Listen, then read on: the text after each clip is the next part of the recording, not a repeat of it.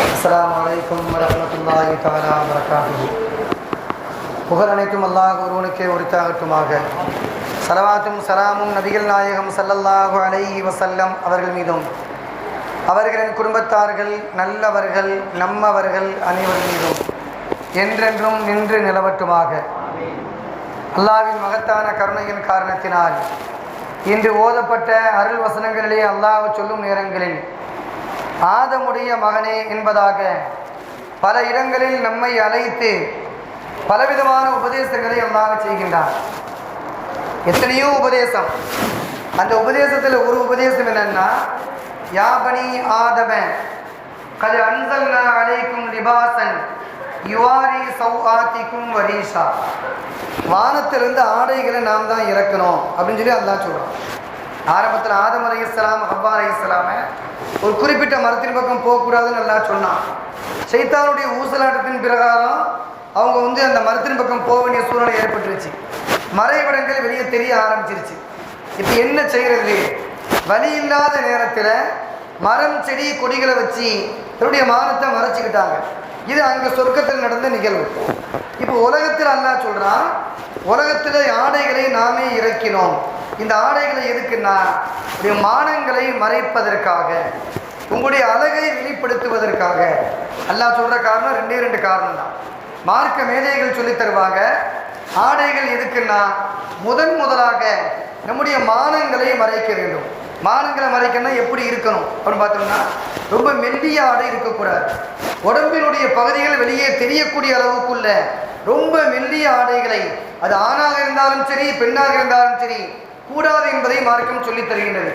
ஒட்டுமொத்தமாக மார்க்கம் மறைக்க சொல்ல வேண்டிய பகுதிகளை முழுமையாக மறைக்க வேண்டும். ஆடை என்பது மானத்தை மறைப்பதற்காக. இரண்டாவதாக அழகை வெளிப்படுத்துவதற்காக. நம்முடைய அழகை இன்னும் கொஞ்சம் வெளியே தூக்கி காமிக்கிறதுக்காக வேண்டி இருக்கக்கூடிய ஒன்றாக ஆடை இருக்க வேண்டும்.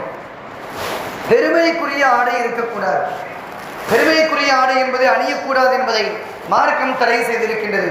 பெருமானார் ஸல்லல்லாஹு அலைஹி வஸல்லம் சொல்வார்கள், நாளை மறுமையிலே 3 நபர்களை அல்லாஹ் ஏற்றும் பார்க்க மாட்டான், அவர்களை மன்னிக்கவும் மாட்டான், அவர்களுடைய எந்த ரஹமத்தையும் அவர்கள் பெற முடியாது என்பதாக பெருமானார் ஸல்லல்லாஹு அலைஹி வஸல்லம் அவர்கள் சொல்லித் தருவார்கள். இந்த 3 நபர்களில் முதல் நபர் யாருன்னா, பெருமையோடு தன்னுடைய கீழாடையை கெண்டை காலுக்கு கீழாக இழுத்து கொண்டே அலைவான். பூமியை கூட்டிக்கிட்டே போவான். கூட்டுறதுக்கு ஆள் தேவையில்லை. அவ்வளோ பெரிய ஆடைகளை போட்டிருப்பான். இந்த ஆடை யார் பெருமையோடு அணிகின்றார்களோ இந்த மக்களை அல்லாஹ் மறுமையிலே ஏறிட்டும் பார்க்க மாட்டான், ரஹமத்தோடு பார்க்க மாட்டான், பாவங்களை மன்னிக்க மாட்டான் என்பதாக பெருமானார் ஸல்லல்லாஹு அலைஹி வஸல்லம் அவர்கள் முதல் நபராக சொல்லித் தருவார்கள். ரெண்டாவது நபர் யாருன்னா, ஏதாவது உபகாரம் சொல்லி கொடுத்துட்டு கொஞ்ச நாள் கழிச்ச உடனே, பாய் எனக்கு கொடுத்துற ஞாபகம் இருக்கா பாய், அது கரெக்டாக இருந்துச்சா, பொருத்தமாக இருந்துச்சா உங்களுக்கு அப்படின்னு 10 பேர் நிற்கும் போது அந்த கேள்வியை கேட்பான். சொன்ன உபகாரத்தை சொல்லி காண்பிக்கக்கூடிய மனிதன்.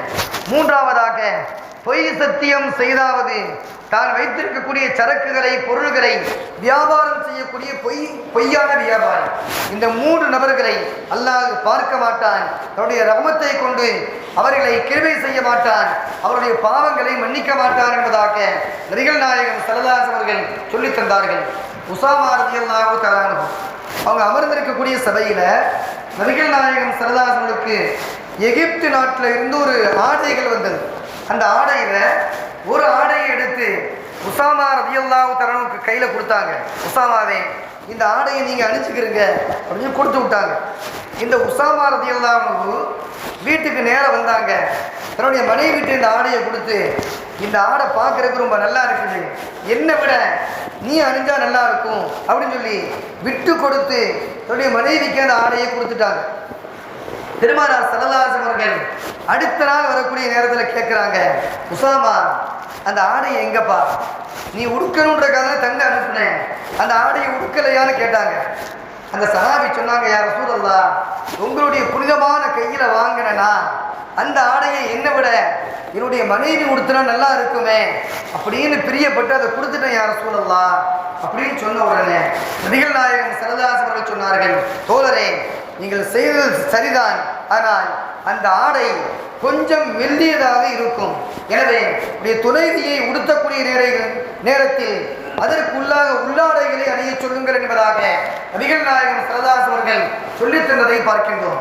அதுபோல ஆடையை உடுத்தக்கூடிய நேரத்தில் ஆணுடைய ஆடையை போன்று பெண் உடுத்தக்கூடாது, பெண்ணுடைய ஆடையை போன்று ஆண்கள் உடுத்தக்கூடாது என்பதையும் மார்க்கம் தடை செய்திருக்கின்றது. எனவே மார்க்கம் எந்த விஷயங்களை நல்ல ஆடை என்பதாக சொல்லி தந்திருக்கின்றதோ அந்த ஆடைகளிலே மிகச் சிறந்த ஆடை என்பதை அல்லாஹ் சொல்வான்.